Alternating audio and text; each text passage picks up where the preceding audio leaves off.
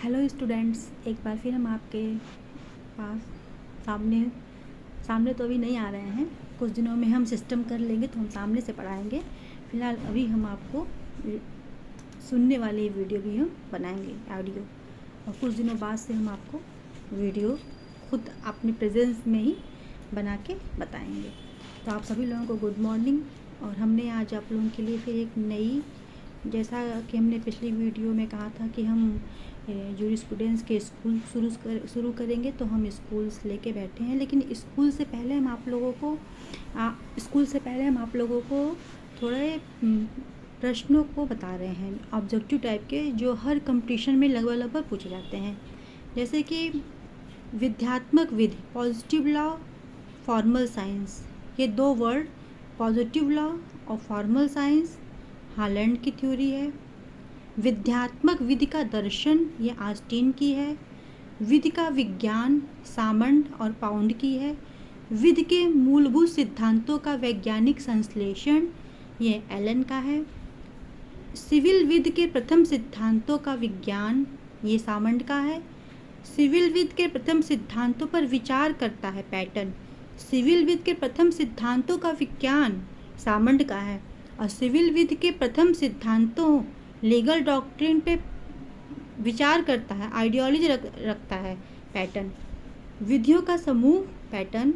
ज्ञान का दार्शनिक पक्ष, सिसरो। वास्तविक विधि या उसके किसी भाग का विज्ञान, आइंस्टीन। ये रहा विधि, विशिष्ट विधि शास्त्र, ये एकमात्र विधि शास्त्र है, सामंड। ये आपके छोटे छोटे इस तरह से क्वेश्चन पूछते हैं। हम जब आपको एक कभी की लिखवा देंगे एक लाइन में, ये आप लोगों की ज़्यादा अच्छा रहेगा। आप लोग टू द पॉइंट इसको नोट कर लेंगे तो ये आपके लिए बेस्ट होगा। फिलहाल अभी हमने आपको बहुत ही थोड़ा जो मेरे पास पुरानी एक बुक मिल गई, उसमें ये क्वेश्चन दिख गए, तो हमने कहा लाइए तो आप लोगों को गाइडलाइंस दे देते हैं। फिर देखिए, ये विभिन्न परीक्षाओं में पूछे गए ये प्रश्न हैं। जैसे कि मेरे विचार में पूर्व निर्णय का पालन एक नियम होना चाहिए, न कि अपवाद, कार्डोजो। किस औपचारिक एवं तात्विक दो शब्द किसने अपनी परिभाषा में थे? तो सामंड के परिभाषा में। घोषणात्मक सिद्धांत, ब्लैकस्टोन, कोक, मैथ्यू। रूढ़ि वास्तविक विधि का लक्षण है, इसकी उत्पत्ति का आधार नहीं, सैवनी। तो ये रही थोड़े क्वेश्चन ऐसे सामने दिख गए तो हमने आपको बता दिया। अब अपने हम टॉपिक पे आते हैं, मेन टॉपिक पे, स्कूल्स ऑफ जूरिस्प्रूडेंस। तो इसमें आपको नेचुरल लॉ स्कूल्स बता रहे हैं। नेचुरल लॉ स्कूल, इसमें नेचुरल लॉ स्कूल को हम कुछ भी नाम दिया जा, कई जूरिस्प्रूडेंस विधि शास्त्रियों ने कई नाम दिए हैं। जैसे कि इसको universal law, law of God, internal law, law of Mankind, law of reason, कई नाम दिया गया। लेकिन इस नामों पे मत जाइए। इसका मेन थीम या मेन इसका जो इसमें अंश है वो ये है, जो स्वाभाविक है वो होना चाहिए।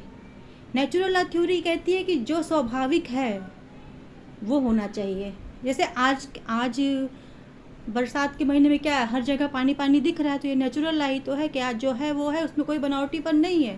प्रयागराज डूब रहा है या गंगा जी यमुना जी बढ़ी हुई हैं, तो सब पानी ही पानी है, तो ये क्या है, नेचुरल है, नेचुरल लॉ है। तो जो स्वाभाविक है वो होना चाहिए।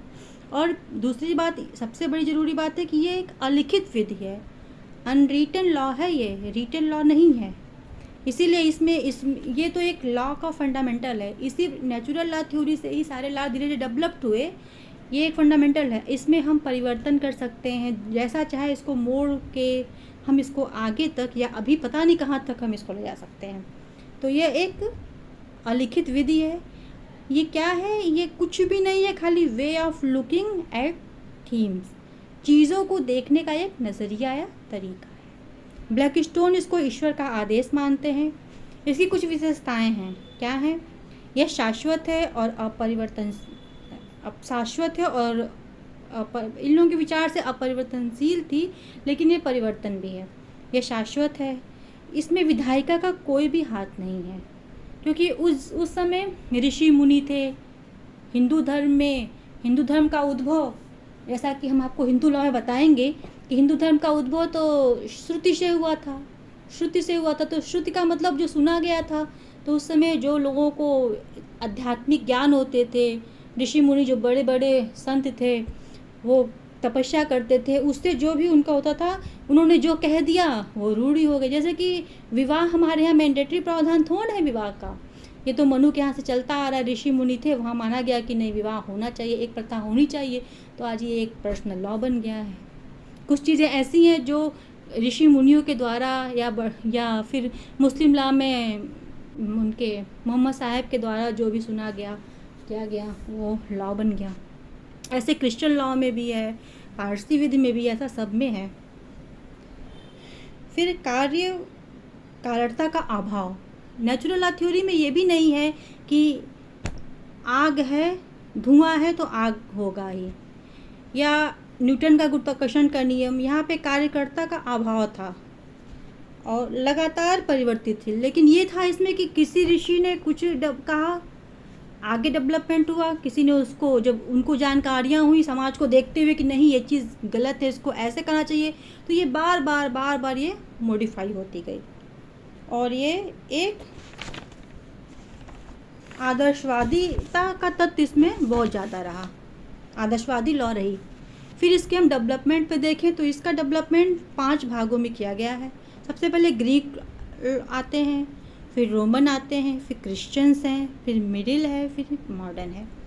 और 20वीं शताब्दी में एग्जैक्ट आपका नेचुरल लॉ थ्योरी डेवलप हुआ। इसका जो शताब्दी है, इसके जो पूछा जाता है नेचुरल लॉ थ्योरी का सेंचुरी, तो 20 सेंचुरी में ये पूरी तरह से स्थापित हो गई। अब हम देखते हैं, एक एक सिस्टम से देखते हैं कि ग्रीक लॉ क्या था। तो जब ग्रीक यूनानी जब आए तो उनका उद्देश्य था कि यूनिवर्सल लॉ, सार्वभौम विधि, और इसमें मुख्य विधि शास्त्री जेनो और अरस्तु हैं।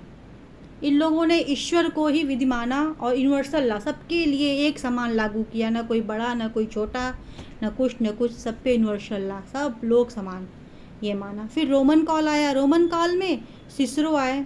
सिसरो ने थोड़ा सा डेवलपमेंट पढ़ाया तो उन्होंने कहा कि प्राकृतिक विधि एक श्रेष्ठ विधि है, नेचुरल लॉ सुपीरियर लॉ है, जिसके आधार पर ह्यूमन पॉजिटिव लॉ डेवलपमेंट होता है। मतलब इन्होंने इसको एक बेस दिया। अब देखिए जेनो अरस्तु क्या था, सार्वभौमिक लॉ था। जब वहाँ से थोड़ा सा ये बढ़ा, रोमन काल में आया, तो सिसरो ने माना कि प्राकृतिक विधि श्रेष्ठ विधि है, जिसके आधार पर मानवीय विधि को विकास किया जाता है। और इन्होंने विधिमान्यता, राइटनेसनेस की बात की कि विधिमानता क्या है, अधिकारिता क्या है, इन सब की बातें, थोड़ा सा डेवलपमेंट आया। फिर ईसाई काल आ गया। ईसाई काल में ईसाई युग में आपको संत ऑगस्टाइन थे, ग्रेगरी थे। इन लोग तो ईश्वर, गॉड को ही लॉ का सब कुछ मानते थे। और इसके लिए ईसा मसीह को आप लोग जान ही रहे हैं, पूरी कहानी ईसा मसीह की, कितना बड़ा उन्होंने बलिदान दिया। तो ये ग्रेगरी, इन लोगों ने ईश्वर को ही विधि माना। फिर मध्यकाल आया। मध्यकाल का समय 12 से मेडवल का 14वीं शताब्दी तक था, 12 से 14 तक। जब मध्यकाल आया तो इन्होंने इनमें 2 चीज़ों पर बहुत ज़्यादा जोर दिया, एक तो स्टेबिलिटी पे, दूसरे चर्च पे। और फिर इन्होंने कहा कि विधि, इनके मध्यकाल के लोगों का ये था कि इस विधि में कहीं ना कहीं स्थायित्व होनी चाहिए, क्योंकि पहले तो रोमन काल में, यूनानी काल में तो स्थायित्व था ही नहीं। इन्होंने कहा कुछ स्थायित्व होना चाहिए विधि में।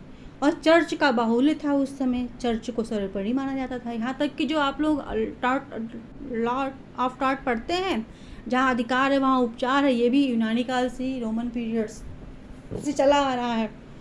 तो स्थायित्व, विधि लक्ष्य प्राप्त करने का एक साधन है एवं ये अंतरात्मा की एक आवाज़ है। ये मध्यकालीन इतिहास का था। उसके बाद संत एक्विनास, इसमें इन्होंने भी मध्यकालीन लॉ में इन्होंने ही बहुत योगदान दिया नेचुरल लॉ थ्योरी को। इनका सबसे बड़ा योगदान था कि इन्होंने नेचुरल लॉ को डिवाइन लॉ से पृथक करने का प्रयास किया। तब तक ये समझ में आ गया था कि नेचुरल लॉ और दैवीय विधि, प्राकृतिक विधि और दैवीय विधि में कुछ न कुछ, कहीं ना कहीं अंतर है। तो इन्होंने क्या किया था, इसको अलग करने का प्रयास किया था। और इन्होंने एक्विनास ने 4 भागों में अपनी विधि की पूरी बताया। Law of God, law of nature, human law, law of divine. मानव द्वारा निर्मित करना नेचुरल लॉ का प्रथम प्रयास रहा। मतलब यहाँ तक आते आते, संत एक्विनास तक आते आते नेचुरल लॉ और मनुष्य द्वारा निर्मित लॉ, मैनकाइंड लॉ में एक अंतर किया गया।